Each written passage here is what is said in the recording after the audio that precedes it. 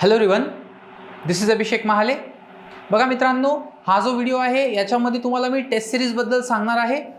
आपली जी काही taste series आहे एमपीएससीसाठी, ती एमपीएससीची टेस्ट सिरीज लवकरच स्टार्ट होत आहे आणि ती स्टार्ट होत आहे 2 सप्टेंबरपासून। आता जी काही टेस्ट सिरीज तुम्हाला पीसीएमसी, बीएमसी किंवा मग तुम्हाला ती ट्रान्सकोसाठी मदत करेल, ती टेस्ट सिरीज आपण आता लॉन्च करत आहोत। या काही दिवसाच्या अगोदर, काही दिवसापूर्वी आपण टेस्ट सिरीज एमपीएससीची लॉन्च केली होती आणि खूप लोकांना त्यावेळी वाटत होतं की आपण एमपीएससीची टेस्ट सिरीज वगैरे उगाच कशाला द्यावी, कारण आता ऑफलाईन टेस्ट सिरीज आपण स्टार्ट करतोय। मागच्या वेळी आपण WRDच्या वेळेस 2 वेगवेगळ्या टेस्ट सिरीज कंडक्ट केल्या होत्या। एक टेस्ट सिरीज जी होती तिचं नाव होतं तिकीट टू मेरिट लिस्ट आणि दुसरी जी टेस्ट सिरीज होती ती होती ब्ल्यूप्रिंट टेस्ट सिरीज। तर या 2 टेस्ट सिरीज ज्या होत्या त्या आपण जवळपास 3 महिन्याच्या कालावधीमध्ये आपण कंडक्ट केल्या होत्या। 25 किंवा आय थिंक 23 मे रोजी आपण टेस्ट सिरीज लॉन्च केली होती आणि मे पासून कंटिन्यूअस आपण मे, जून, जुलै, ऑगस्ट, सप्टेंबर, मे नंतर जून, जुलै एवढे 2 महिने ती जवळपास आपण 2 ते 2.5 महिने आपण ती टेस्ट सिरीज चालवली होती कंटिन्यूअस। आणि त्याच्यानंतर मग ऑगस्टमध्ये तुमचा पेपर होता, म्हणजे तुमची बरोबर त्या ठिकाणी प्रॅक्टिस झाली होती जवळपास 3 महिन्यापर्यंत। आय थिंक आपण मे पेक्षा सुद्धा आधी आपण ती टेस्ट सिरीज लॉन्च केली होती। सो 2 वेगवेगळ्या टेस्ट सिरीज होत्या आणि त्याच्यामधून जवळपास आपण 16 आणि 13 जवळपास 29 ते 30 टेस्ट आपण कंडक्ट केल्या होत्या एक दिवसाच्या गॅप नंतर। त्यावेळी आपण मॉक वगैरेही घेतलेल्या होत्या आणि त्या टेस्ट सिरीजचा खूप आपल्याला फायदा झाला होता, बिकॉज त्या टेस्ट सिरीजमध्ये सुद्धा आपण काय केलं होतं, क्लासरूम एक्सप्लेनेशन्स केलेले होते। ठीक आहे, आणि WRD जेईला त्या टेस्ट सिरीजचा खूप फायदा आलेला आहे, स्पेशली त्या मुलांना ज्या मुलांनी ऑफलाईन ती टेस्ट सिरीज अटेंड केलेली होती। ठीक आहे, ऑफलाईन टेस्ट सिरीजचा फायदा हा आहे मित्रांनो की आपलं एक डिसिप्लिन बनून राहतं आणि त्याच्यानंतर जे काही आपलं फ्लो आहे तो मेंटेन राहतो आणि आपला एक ऑर्गनाइज्ड मॅनरमध्ये आपला स्टडी कसा चालला आहे त्याचा कंटिन्युअस फीडबॅक आपल्याला मिळत असतो। आणि टेस्ट सिरीजचे जर क्लासरूम एक्सप्लेनेशन असले तर आपल्याला न जमलेल्या प्रश्नांचा प्रॉपर पद्धतीने कसा विचार करायचा आहे तो सुद्धा आपल्याला एक त्याचं सोल्युशन मिळून जातं।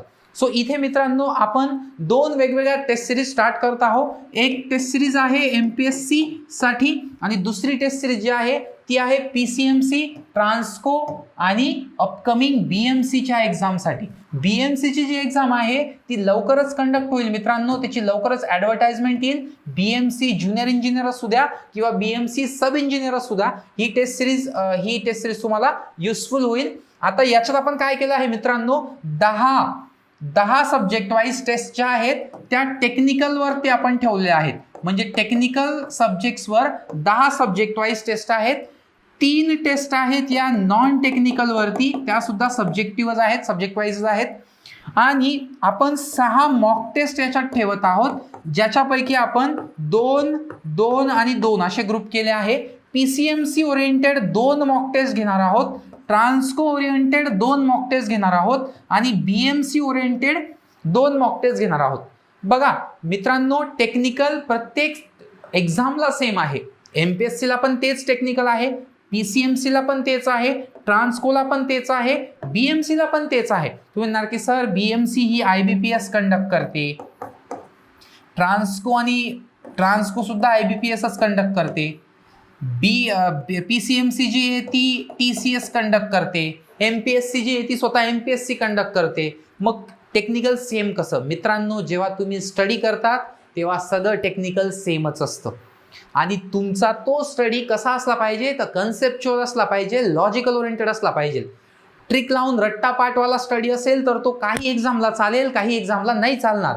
थेरॉटिकल अप्रोच समजून घेऊन स्टडी करत असणार तर कुठली एक्झाम द्या, स्टडी तुमचा सेमच असणार आहे। ठीक आहे, सो टेक्निकल जे आहे ते सगळ्या एक्झामसाठी कंबाईन सेमच असणार आहे।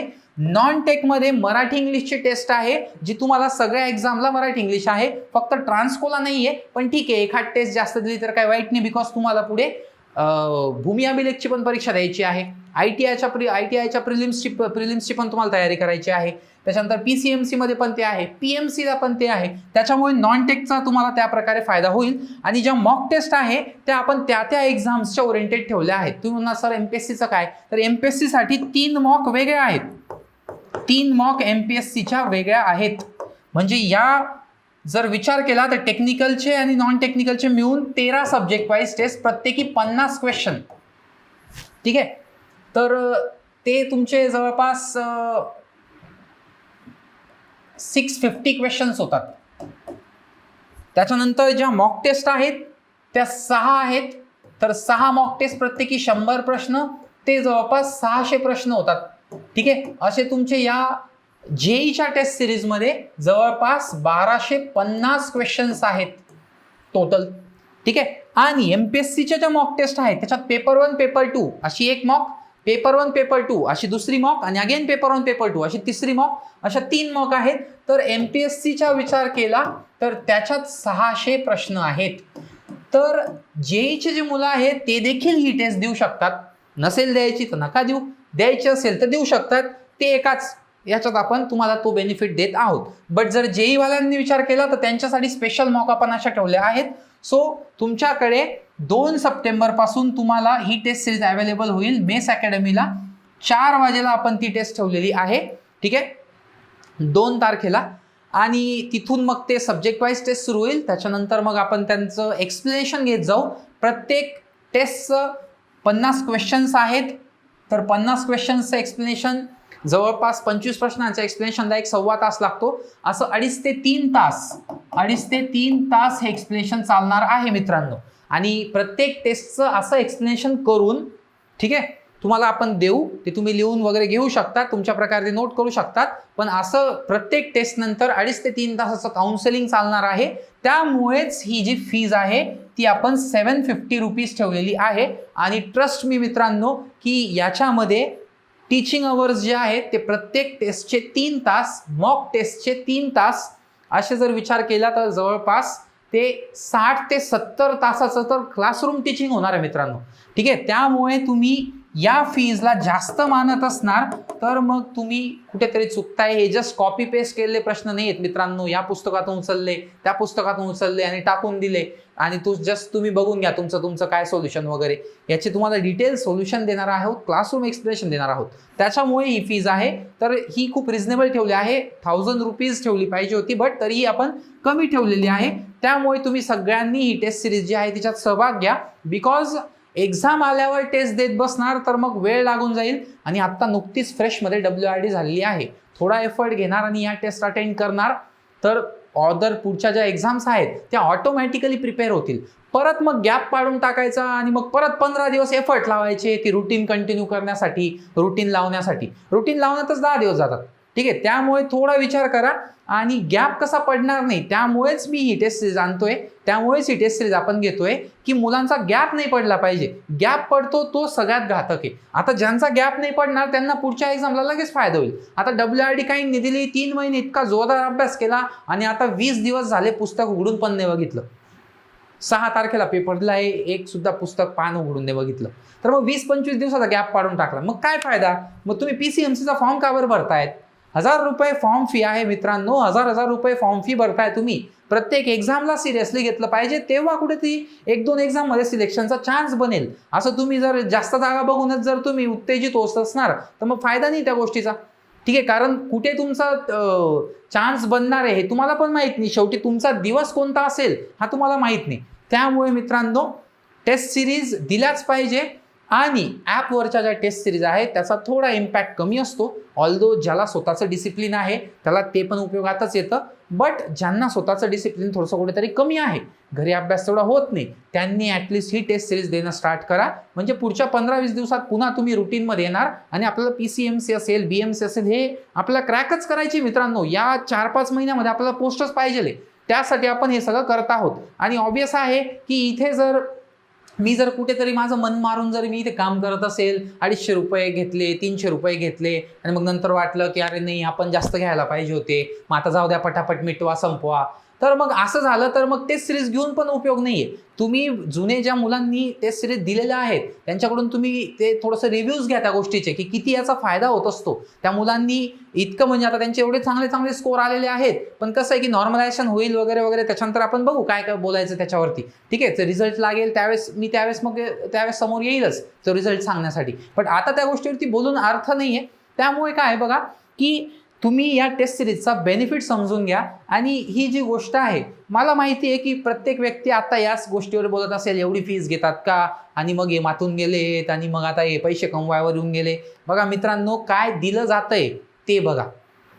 म्हणजे जर आता मी 20 टेस्ट देईल, 25 टेस्ट देईल, 50 रुपये ठेवेल, मग मग मी खरंच त्याच्यावर मेहनत घेतोय का? मला जर नवीन त्या गोष्टीवरती मेहनत घ्यावी लागते, नवीन खर्च करावा लागतोय, तर ऑब्व्हियसली मला तो खर्च तुमच्याकडून रिकवर करावाच लागेल. बरोबर आहे ना? कारण आता पोस्ट जर तुम्हाला भेटतेच, तुम्हाला जर आता तुम्ही आपल्या चॅनलवरती बघा, प्रत्येक टेस्टमधून एक तिसरी जी टेस्ट आहे तिच्यामध्ये 5 प्रश्न आले. 6 तारखेला जी तिसरी टेस्ट झाली, तिसरी जी WRD-JEE एक्झाम झाली, तिसरी शिफ्ट झाली, तिच्यात 5 प्रश्न होते. बस इथेच फक्त आपली टेस्ट सिरीज जास्त उपयोगात आली नाही. बाकी सगळ्या शिफ्टला ऑन अन ॲव्हरेज 15 ते 20 प्रश्न प्रत्येक पेपरमध्ये आलेले. 15 ते 20 प्रश्न टेस्टमधून, आणि तेवढी मेहनत घेतलेली होती. स्टेटमेंट्सवाले क्वेश्चन्स होते, न्यूमरिकल्स होते. एका शिफ्टला तर 22 प्रश्न आलेले होते. एका शिफ्टला 22 प्रश्न आले होते न्यूमरिकल्स. आणि दुसरी मॉक जर तुम्हाला आठवत असेल, तिकीट टू मेरिट लिस्ट म्हणजे फर्स्ट मॉक टेस्ट जी WRDची घेतली होती ब्लूप्रिंटनी त्याच्या आधीची, त्याच्यामध्ये सेकंड मॉक टेस्ट अशी होती की आपण 33 न्यूमरिकल टाकले होते एकाच पेपरमध्ये. तर तो तसा पॅटर्न इथे मॅच होऊन गेला. असं पॅटर्न्स मॅच होतात. खूप लोक बोलत होते की आता हे येणार नाही, उतारे येणार नाही. महाडाला कसं होतं, 25 प्रश्न होते, तर उतारे येणार नाही. आपण तरीही उतारे टाकत होतो. आपल्याला वाटत होतं की 3 तरी प्रश्न येतील, 2 तरी प्रश्न येतील, किंवा 4 प्रश्न येतील उतार्यांवरती. आणि तसंच झालं की 3 प्रश्न आले उतार्यांवरती.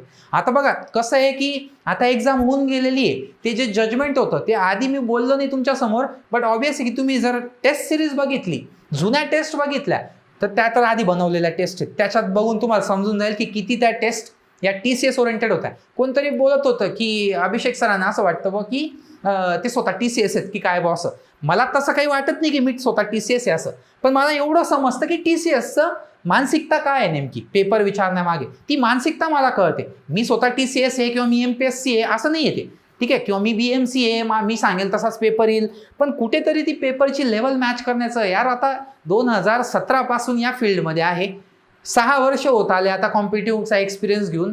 काही तर त्या गोष्टीचा एक्सपिरियन्स काही तर उपयोगात येत असेल, काही तर थोडीफार बुद्धी तल्लक झाली असेल या गोष्टीमध्ये, परत परत तेच काम करून. असं तर नाही ना मी काल येऊन गेलेलो आहे आणि 2-3 महिन्यापूर्वी आलोय आणि एवढं सांगतोय की मी सांगेल तेच करा.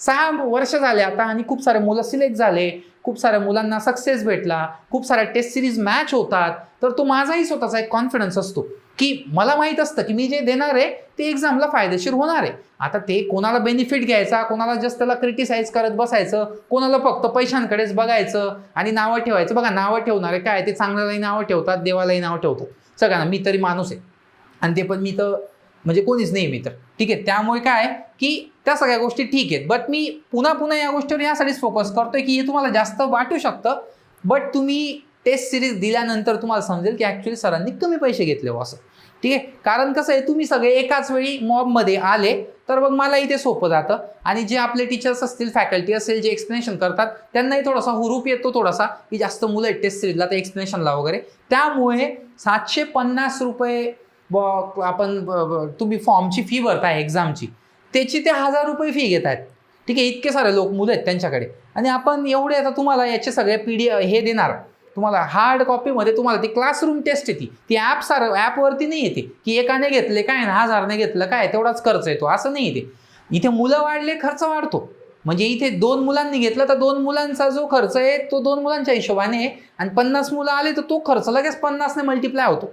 असं ते असतं, कारण प्रत्येकाला पेपर प्रोव्हाइड करायची, प्रत्येकाला OMR शीट द्यायची, टेस्ट टाईप करून घ्याव्या लागतात, त्या टेस्ट बनवाव्या लागतात, त्याची प्रूफ रीडिंग करावी लागते, अशा सगळ्या गोष्टी असतात. त्यामुळे मित्रांनो, हे जे आकडा आहे याच्याकडे बघून जर तुम्ही मागे राहत असणार तर कुठेतरी तुम्ही लॅक करून जाणार, आणि जे लोक मग इतकेसे पैसे देतील तर एवढे पैसे तुमचा फरक पाडून देतील, ठीक आहे. सो इतक्याशा पैशांवरून जर फरक पडत असेल आणि एखादी पोस्ट जर आपल्याला एक 10-12 मार्क कमी राहून जात असतील तर मग तो थोडासा कुठेतरी नुकसान नको व्हायला तुमचं. यासाठी माझी ती कळकळीची तुम्हाला एक सांगणं आहे की तुम्ही टेस्ट सिरीज अटेंड करा, तुमचं रुटीन मेंटेन राहील, डिसिप्लिन मेंटेन राहील, आणि एक्झामला तुमचा फायदा होईल, ठीक आहे. सो अशा प्रकारे टेस्ट आहेत. डिटेल तुम्हाला माहिती पाहिजे असेल तर हा जो नंबर आहे, कॉन्टॅक्ट नंबर, ठीक आहे, 7020375401, याच्यावरती कॉन्टॅक्ट करा आणि डिटेल माहिती घ्या. टेस्टचा जो काही डेट आहे ती अपडेट केलेली आहे. टेस्टची डेट ही पॅम्पलेटवरती 2 सप्टेंबर, 1 सप्टेंबर होती, ती 2 सप्टेंबर केली आहे, बदल केलेला आहे, हे लक्षात घ्या. आणि 4 PM ला आहे संध्याकाळी, ठीक आहे. त्याच्यानंतर ती 1 तास टेस्ट होईल. 50 मार्क्ससाठी आपण 1 तास देतो, 50 मिनिट देतो ॲक्च्युली.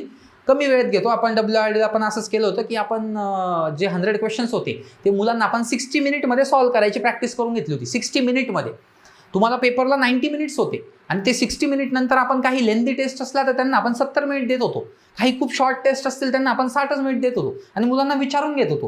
पेपर झाल्यावर 5 मिनिट एक्स्ट्रा पाहिजे का असं विचारून घेत होतो. त्याच्याने काय होत होतं की मुलांना ती प्रॅक्टिस होत होती. आणि इतकं करून सुद्धा मुलांना, काही मुलांना 2-2, 3-3 प्रश्न त्यांचे सुटले शेवटी. त्यांना वेळ नाही मिळाला.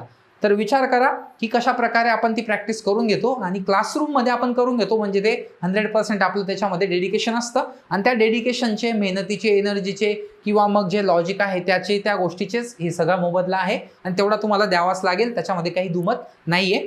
ठीक आहे. फर्स्ट टेस्टला येताना तुम्ही फीस पे केली तरीही चालणार आहे किंवा तुम्ही प्री पेमेंट केलं तरीही चालणार आहे. Okay, that's it.